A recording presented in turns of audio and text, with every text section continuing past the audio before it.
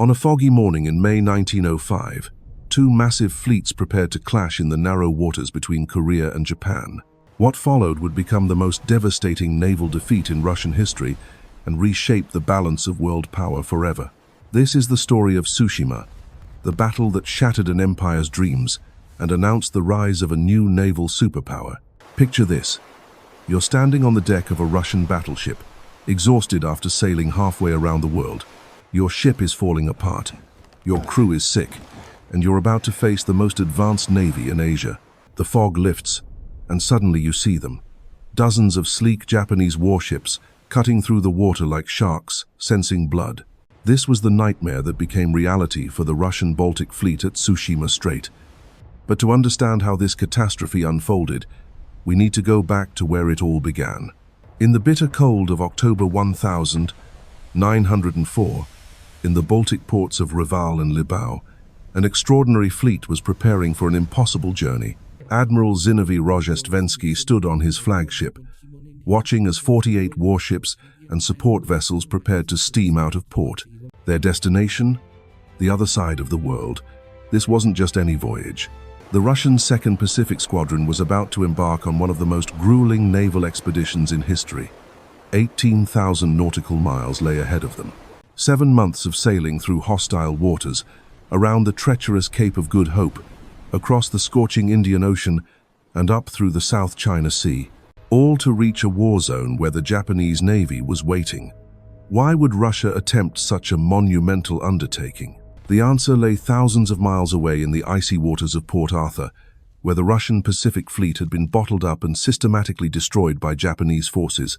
The Tsar's Pacific Squadron, once the pride of Russian naval power in the east, was trapped, battered, and dying. If Russia was to have any hope of victory in this war, reinforcements had to come from the Baltic, and they had to come now. But this relief fleet faced challenges that would have broken lesser men. International law forbade them from refueling at neutral ports, which meant they needed to carry enough coal to fuel their journey or arrange for supply ships to meet them in the open ocean. 500,000 tons of coal would be needed. Think about that for a moment. 500,000 tons of coal, transported across 3 oceans, just to keep the engines running. The logistical nightmare was only the beginning. Many of the ships in Rozhestvensky's fleet were ancient by naval standards. While Russia possessed 4 modern Borodino-class battleships, the backbone of the fleet consisted of aging vessels that belonged in museums rather than battle lines. Worse still, the crews manning these ships were largely inexperienced conscripts, country boys who had never seen the ocean, let alone fought a naval battle. You see, Russia's best naval officers and sailors were already dead, captured, or trapped at Port Arthur. The men sailing with Rozhestvensky were what remained. Farmers' sons who had been handed rifles and told they were now sailors. City clerks who found themselves operating massive naval guns they barely understood. These weren't the hardened sea dogs that had once made the Russian Navy feared across Europe. As the Baltic Fleet steamed into the North Sea, disaster struck almost immediately. On the night of October 21st, 1904, paranoia and inexperience combined to create one of the most embarrassing incidents in naval history. The supply ship Kamchatka, trailing at the back of the Russian formation, spotted what its captain believed to be a Japanese torpedo boat. In the thick fog and darkness, he radioed frantically that he was under attack. Admiral Rozhestvensky, already on edge, ordered his ships to illuminate the mysterious vessels with searchlights. What they revealed weren't Japanese warships, but British fishing trawlers from the Hull fishing fleet, nets down, going about their peaceful business in the Dogger Bank fishing grounds. What happened next defied all logic and naval tradition. Russian warships opened fire on the defenseless fishing boats. The trawler Crane was sunk outright, her captain and bosun killed instantly. 4 other vessels were damaged, and 6 fishermen wounded. In the chaos that followed, Russian ships fired on each other, with some crews convinced they were being boarded by Japanese commandos. The battleship Orel alone fired over 500 shells without hitting anything meaningful. The international outcry was immediate and devastating. British newspapers branded the Russian fleet as pirates. The Royal Navy mobilized, and for a terrifying few days, It seemed as though Britain might declare war on Russia. Only immediate apologies and promises of full compensation prevented a conflict that would have ended Russia's naval ambitions then and there. But the diplomatic crisis had consequences that went far beyond embarrassment. Britain pressured France and Portugal to deny the Russian fleet access to their colonial ports for refueling. This forced Rozhestvensky's ships to coal in the open ocean, a dangerous and inefficient process that further weakened his already struggling fleet. Meanwhile, on the other side of the world, a very different kind of preparation was taking place. In the naval yards of Japan, Admiral Tōgō Heihachiro was putting the finishing touches on what would become one of the most formidable fighting forces ever assembled. Unlike his Russian counterpart, Tōgō commanded a fleet of modern warships, crewed by experienced, well-trained sailors who had been preparing for this moment for years. Tōgō himself was a fascinating figure. He had studied at the Royal Naval College in England, learning the latest British naval tactics and technologies. When he returned to Japan, he brought with him not just knowledge, but a vision of what the Japanese Navy could become. Under his command, the combined fleet had been transformed into a precision instrument of war. The Japanese had embraced every technological advancement available to them. Their ships were equipped with the latest wireless telegraphy systems, allowing for coordinated fleet movements that the Russians could only dream of. They had invested in superior range-finding equipment, giving their gunners deadly accuracy at ranges that left Russian weapons ineffective. Perhaps most importantly, the Japanese had trained relentlessly. While Russian sailors struggled with basic seamanship, Japanese gun crews practiced their craft until they could achieve rates of fire and accuracy that bordered on the miraculous. They had developed new tactics, new ammunition, and new ways of fighting that would soon revolutionize naval warfare forever. As months passed, Rozhestvensky's battered fleet continued its seemingly endless journey. The ships broke down regularly in the tropical heat. Disease spread through the cramped quarters. Men died not from enemy action, but from exhaustion, illness, and despair. The fleet that had left the Baltic with such high hopes was slowly disintegrating even before it reached the war zone. By the time they rounded the Cape of Good Hope and entered the Indian Ocean, it was clear that this was no longer the relief expedition that Russia had envisioned. It was a collection of floating coffins, manned by sick, demoralized crews, and commanded by officers who knew they were sailing toward their doom. Yet still they sailed on, driven by duty, honor, and the desperate hope that somehow, against all odds, they might still save the Russian Empire's fortunes in the East.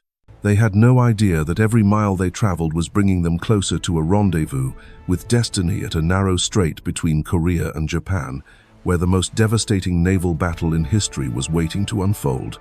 The Japanese weren't just waiting idly for the Russians to arrive. Tōgō had positioned his scouts throughout the waters around Korea, creating an invisible net that would ensure no Russian ship could pass undetected.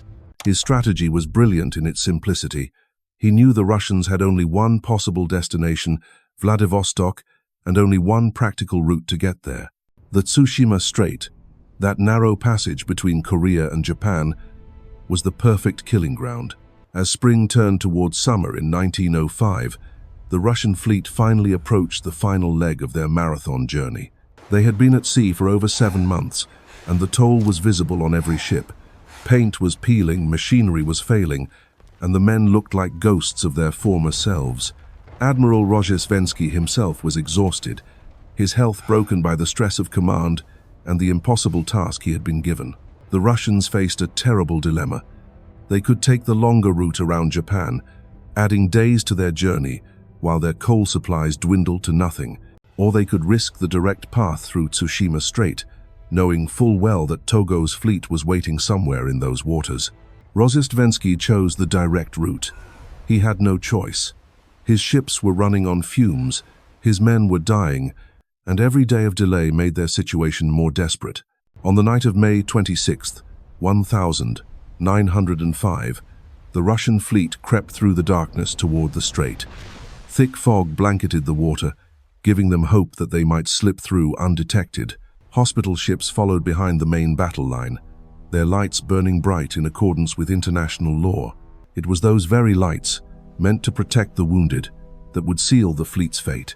At 2:45 the morning, The Japanese auxiliary cruiser Shinano Maru spotted 3 distant lights cutting through the fog. Her captain approached cautiously, wireless telegraph crackling with reports back to Admiral Tōgō. What they found was the Russian hospital ship Orel, her medical lights blazing like a beacon in the night.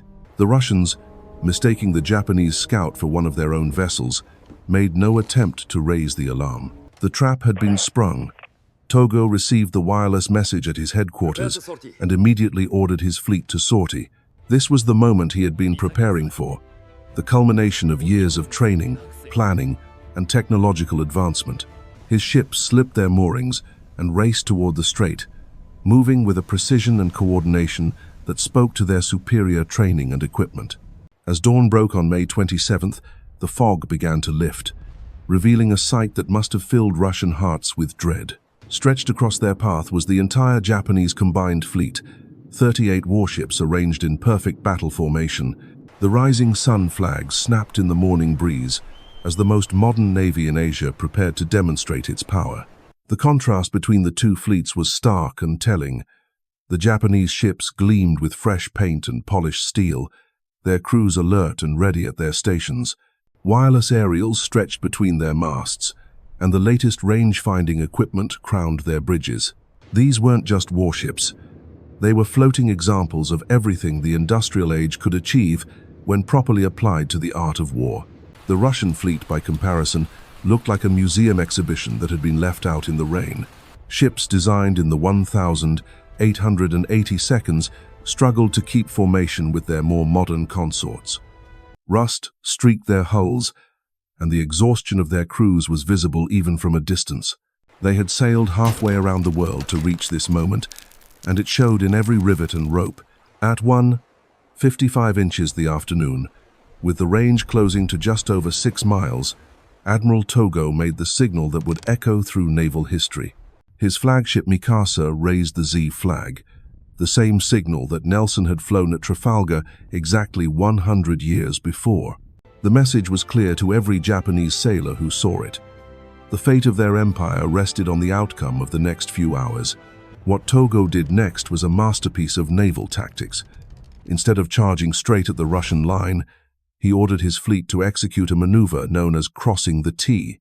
His ships turned in succession, bringing their broadsides to bear on the head of the Russian column, while the enemy could only reply with their forward guns. It was a devastating tactical advantage, but it came with enormous risk. For several crucial minutes, as his ships made the turn, they would be vulnerable to concentrated Russian fire. The Russians, recognizing the danger, opened fire immediately. Shells screamed across the water as both fleets unleashed their fury. But here, the months of preparation and training showed their worth. Japanese gunnery was precise and devastating, their shells finding their targets with uncanny accuracy. Russian fire, hampered by obsolete equipment and exhausted crews, splashed harmlessly into the sea or sailed wide of their marks. Within minutes of the battle's opening, the Russian flagship Knyaz Suvorov was hit by a storm of Japanese shells. Admiral Rozhistvensky was wounded and knocked unconscious, his command shattered along with his ship's bridge. Without their commander, the Russian fleet began to fall apart. Ships broke formation, signals went unanswered, and what should have been coordinated tactics dissolved into individual acts of desperate courage. The Japanese had brought something new to the battle that the Russians had never encountered. Their shells were loaded with a new type of explosive that created devastating fires on impact. Where Russian armor-piercing rounds might penetrate a ship's hull and cause localized damage, Japanese high-explosive shells turned entire superstructures into infernos. The psychological effect on the Russian crews was as devastating as the physical damage to their ships. As the afternoon wore on, the slaughter intensified. One by one, the pride of the Russian Baltic Fleet was reduced to burning wrecks. The battleship Ozliabya, flagship of the 2nd Battleship Division, was the first to succumb, her magazines exploding in a pillar of fire that could be seen for miles. The Imperator Alexander III followed, then the Borodino, each death representing not just the loss of a ship, but the destruction of Russia's dreams of naval supremacy in the Pacific. By nightfall on May 27th, the main phase of the battle was over. But the nightmare for the Russians was just beginning.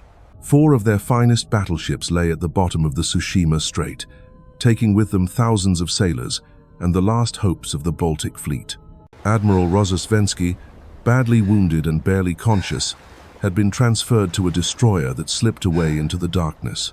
Command of what remained of the fleet fell to Admiral Nebogatov, a man who now faced an impossible choice. The survivors of the day battle huddled together in the darkness, their ships battered, their crews in shock. Fires still burned on several vessels, casting an eerie glow across the water. The smell of cordite and smoke hung heavy in the air, mixed with something far worse, the stench of death that no sailor ever forgets once they've encountered it. These men had witnessed the end of an era, the final destruction of Russian naval power in the Pacific. But Tōgō wasn't finished. As darkness fell, he unleashed the second phase of his carefully orchestrated plan. Japanese destroyers and torpedo boats, like wolves sensing wounded prey, raced through the night toward the scattered remnants of the Russian fleet. These small, fast vessels carried weapons that could sink the mightiest battleship with a single, well-placed hit. The torpedo, that underwater missile that had revolutionized naval warfare, was about to deliver the final blow to Russian ambitions. The night attacks were a horror beyond description. Russian sailors, already exhausted and demoralized, found themselves under assault from enemies they could barely see. Torpedoes streaked through the dark water like deadly fish, their wakes phosphorescent trails of doom. The destroyer Bezupreshny was struck and sank immediately. The coastal defense ship Admiral Ushakov fought a desperate last stand before being overwhelmed. One by one, the surviving Russian vessels were hunted down and destroyed. The technology that had given Japan such an advantage during the day battle continued to serve them in the darkness. Wireless telegraphy allowed Tōgō to coordinate his scattered forces with precision that the Russians couldn't match.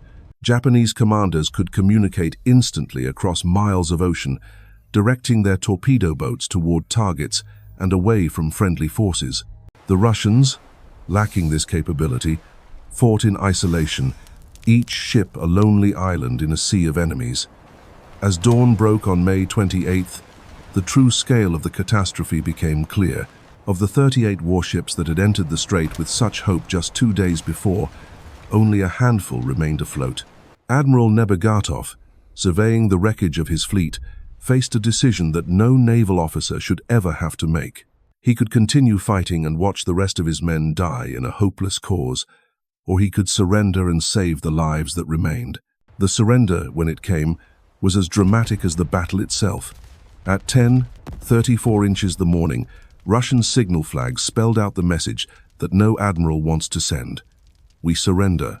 The surviving Russian ships, battered and burning, raised white flags and waited for Japanese boarding parties to take possession. It was a moment that marked not just the end of a battle, but the end of Russian dreams of empire in the East. The final tally was staggering in its completeness. Of the Russian fleet that had sailed so confidently into the strait, 21 ships had been sunk outright. 7 more were captured, their crews now prisoners of war. 6 vessels were interned in neutral ports, effectively removed from the war. Only 3 small ships, a cruiser and 2 destroyers, managed to reach the safety of Vladivostok, the original destination of the entire expedition. The human cost was equally devastating. Over 5,000 Russian sailors lay dead beneath the waters of Tsushima Strait. Another 6,000 had been captured, their war over before it had truly begun.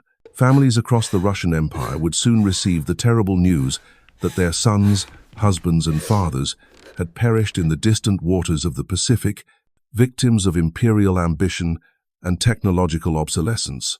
On the Japanese side, the victory was so complete it almost seemed unreal. Admiral Tōgō had lost just 3 torpedo boats and fewer than 200 men. The ratio of losses was so lopsided that international observers initially refused to believe the reports. How could a European great power suffer such a devastating defeat at the hands of what many still considered an upstart Asian nation? The answer lay in the revolutionary nature of naval warfare itself.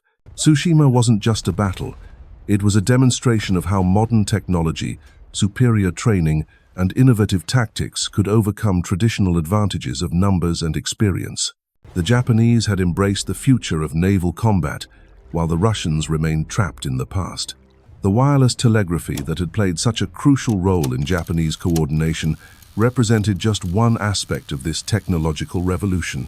For the first time in naval history, commanders could communicate instantly with ships scattered across hundreds of square miles of ocean.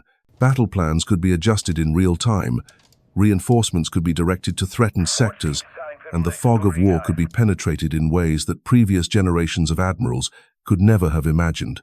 Japanese rangefinding equipment had also proved decisive. Their Barr Stroud coincidence rangefinders, the latest British technology, could accurately measure distances up to 6,000 yards. Russian ships were equipped with obsolete loophole rangefinders from the 1,880 seconds that were effective only to 4,000 yards. In naval combat, where a few hundred yards could mean the difference between hitting and missing, this technological gap proved fatal. Even more revolutionary was the Japanese adoption of centrally controlled gunnery. Instead of allowing each ship to aim and fire independently, Japanese battle lines could coordinate their salvos, with multiple ships targeting the same enemy vessel simultaneously. The psychological effect of receiving concentrated fire from several ships at once was as important as the physical damage inflicted. Russian crews, already demoralized by their long voyage, found themselves overwhelmed by the intensity and accuracy of Japanese bombardment. The ammunition used by both sides told its own story of technological evolution. Russian shells were traditional armor-piercing rounds designed to punch through enemy hulls and cause internal damage. While effective against older warships, they often passed completely through lightly armored sections without exploding, causing minimal casualties among enemy crews. Japanese ammunition, by contrast, was loaded with a new type of high explosive that created devastating fires upon impact. These shells were designed not just to damage ships, but to kill the men who sailed them. When they struck Russian vessels, they turned superstructures into infernos, causing massive casualties and spreading panic through enemy crews. The psychological warfare aspect of these weapons was as important as their destructive power. The battle also marked the first decisive engagement between modern steel battleships, establishing principles that would guide naval construction for the next decade. The mixed armament philosophy that had dominated battleship design, with ships carrying guns of various calibers, was proven obsolete overnight. Tsushima demonstrated that all big gun ships with uniform main batteries were the future of naval warfare. British First Sea Lord Admiral Jackie Fisher, studying the battle reports from his London office, immediately understood the implications. Within months of Tsushima, construction began on HMS Dreadnought, a revolutionary battleship that would render every existing warship obsolete. The naval arms race that followed would reshape the balance of power in Europe and contribute to the tensions that eventually exploded into World War I.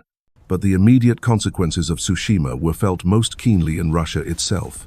News of the disaster reached St. Petersburg like a thunderbolt, shattering what remained of public confidence in the Tsarist regime. The revolution that had been simmering beneath the surface of Russian society burst into open flame. Workers struck, peasants revolted, and even elements of the military began to mutiny. The Tsar, faced with the complete collapse of his war effort and growing unrest at home, had no choice but to seek peace. President Theodore Roosevelt, recognizing an opportunity to enhance American prestige, offered to mediate between the warring powers. The resulting Treaty of Portsmouth, signed in September 1905, formally ended the Russo-Japanese War and established Japan as the dominant power in East Asia. For Japan, victory at Tsushima represented far more than a military triumph. It was validation of their rapid modernization, proof that an Asian nation could not only compete with European powers, but defeat them decisively. The psychological impact across Asia was enormous. If Japan could humble mighty Russia, what other seemingly impossible victories might be achieved? The battle's reverberations spread far beyond East Asia. Across the colonial empires of Europe, subject peoples began to question whether their European masters were truly invincible. The myth of Western military superiority, carefully cultivated over centuries of imperial expansion, lay shattered in the waters off Tsushima Strait. In naval circles worldwide, The lessons of Tsushima were studied and debated with intense interest. The era of close-range naval combat was clearly ending, replaced by long-range gunnery duels, where superior technology and training mattered more than courage and seamanship. Naval academies rewrote their textbooks, and shipyards began designing vessels that could fight effectively at distances that would have been unimaginable just a few years before. The human drama of Tsushima continued long after the guns fell silent. Admiral Rosistvensky, recovered from his wounds but broken in spirit, faced a court-martial that would effectively end his career. The man who had led the Baltic Fleet on its epic journey became a scapegoat for the disaster, though the real causes lay far beyond any single commander's control. Admiral Tōgō, by contrast, became a national hero whose fame spread around the world. Western journalists dubbed him the Nelson of the East, comparing his tactical brilliance to the greatest admiral in British history. Streets were named in his honor, shrines were erected to his memory, and his victory became the stuff of legend that inspired Japanese naval officers for generations to come. The Battle of Tsushima stands as one of history's most decisive moments, a single clash that rewrote the rules of naval warfare and shifted the balance of global power forever. In just 2 days, the dreams of the Russian Empire in the east were crushed beneath the waves of the Tsushima Strait, while Japan emerged as a force that could no longer be ignored by the great powers of the world. From the frozen Baltic ports to the warm waters off Korea, we've witnessed an epic of human endurance, technological revolution, and strategic brilliance. The Russian sailors who sailed halfway around the world deserved better than the obsolete ships and outdated tactics that doomed them from the start. Their courage was never in question, but courage alone could not overcome the crushing advantages of superior technology, training, and leadership that Admiral Tōgō brought to bear. Tsushima proved that the age of empire built on tradition and prestige was ending. In its place rose a new world where innovation, preparation, and the willingness to embrace change would determine who ruled the seas. The lessons learned in those bloody waters would echo through the decades to come, shaping naval warfare through 2 world wars and beyond. This wasn't just the destruction of a fleet, it was the birth of the modern age.